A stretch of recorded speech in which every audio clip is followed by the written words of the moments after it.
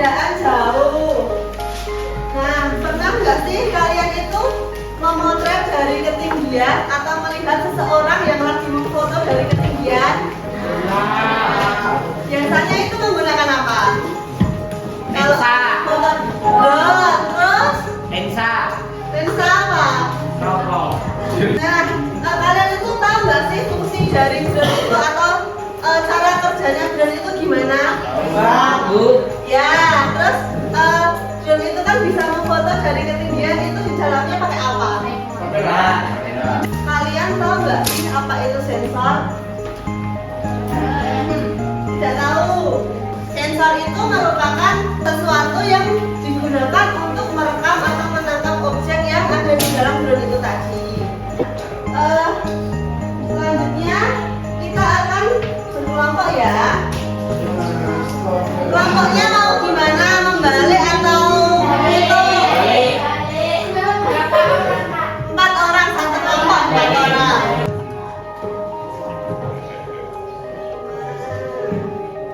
Nah, kalian mengerjakan LKPD. Yang lembar pertama kalian menempelkan. Kalian mencari itu gambar apa sih? Kemudian yang lembar kedua kalian mencari 7 komponen dalam penginderaan jauh. Dapat dipahami?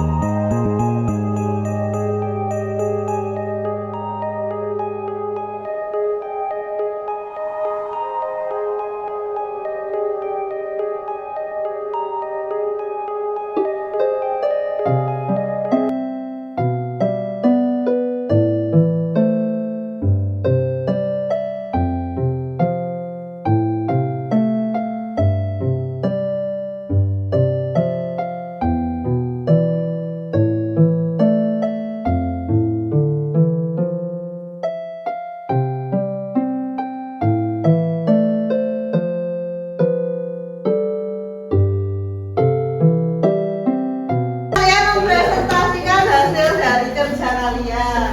Ini menurut kalian tuh ini gimana? Siapa yang mau sukarela maju presentasi? Aku, Mbak. Maju.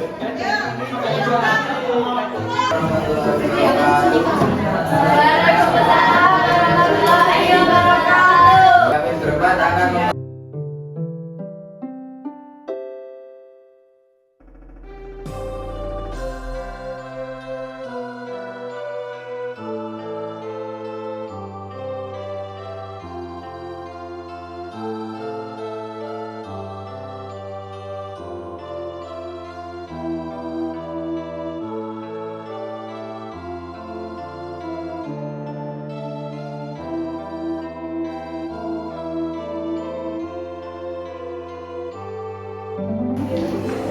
cukup sekian. Wabillahi turun. Assalamualaikum warahmatullahi wabarakatuh.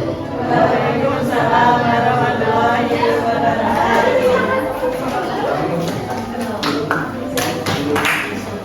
Dan jadi ini merupakan sistem kerja dari penginderaan jauh, yaitu penginderaan jauh itu memiliki satu sumber tenaga yaitu matahari. Nah, dari matahari ini, matahari berfungsi untuk menyinari objek yang ada di permukaan bumi. Contohnya seperti rumah, pohon, rumput, air, dan lain sebagainya.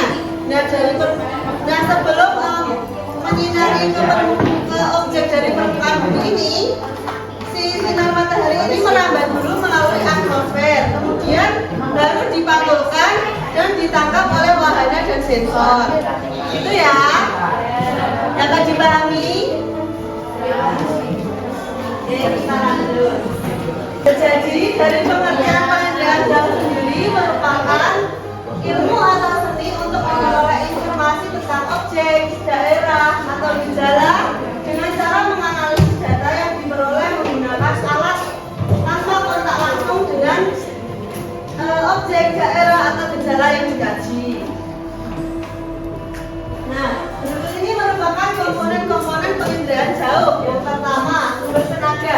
Nah, sumber tenaga ini berfungsi untuk menyinari objek di permukaan bumi. Sumber tenaga dalam penginderaan jauh tadi apa? Matahari. Nah, kemudian komponen yang kedua yaitu atmosfer. Siapa yang tahu atmosfer itu apa? Apa? Apa lagi? Ya, atmosfer itu merupakan lapisan udara. Kemudian komponen yang ketiga yaitu objek. Objek itu merupakan sasaran dari penginderaan jauh. Nah, objek itu apa saja? Rumah bisa, terus pohon, terus air, apa lagi? Ya, seperti itu ya. Jadi setelah sumber tenaga itu merambat ke atmosfer, kemudian menyinari objek yang ada di permukaan bumi. Kemudian, nah selanjutnya kita akan mempelajari tentang cara kerja penginderaan jauh. Nah, cara kerja itu seperti tadi, namun itu merupakan gambar yang lebih detailnya. Itu sumber tenaga yaitu matahari sebelum mengenai objek itu akan merambat dulu melalui atmosfer. Nah, setelah menyinari dan sampai ke objek, kemudian dipantulkan. Nah, dipantulkan itu pantulan tersebut akan ditangkap dan direkam oleh yang namanya sensor. Nah, sensor itu dibawa oleh apa tadi? Pantulan. Nah, ketika itu sudah ditangkap, kemudian menghasilkan data, yaitu data visual dan data digital.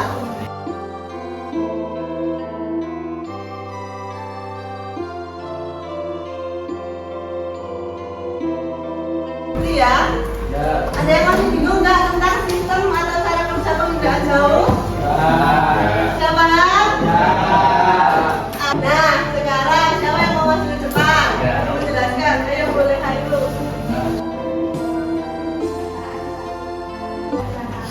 Menganalisis data diperoleh menggunakan alat tangkap pada maksud dengan cara adanya sumber tenaga yang merambat dengan atmosfer lalu mengenai objek yang dipantulkan atau dipasangkan lalu ditangkap oleh sensor dan menghasilkan data. Data yang dihasilkan melalui data visual dan menghasilkan data digital.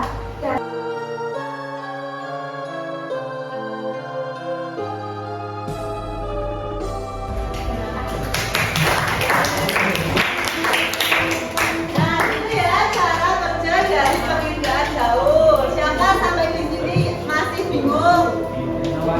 Sudah paham semua? Nah, karena waktunya sudah hampir habis, jadi kesimpulan yang kita dapat pada hari ini apa kesimpulannya? Terus kita mempelajari tentang penginderaan jauh. Terus penginderaan jauh ada apa saja?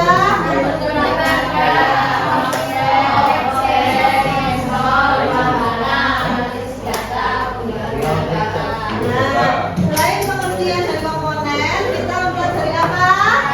Cara kerja penginderaan jauh. Nah, dalam pertemuan selanjutnya kita akan mempelajari tentang jenis citra dan interpretasi citra.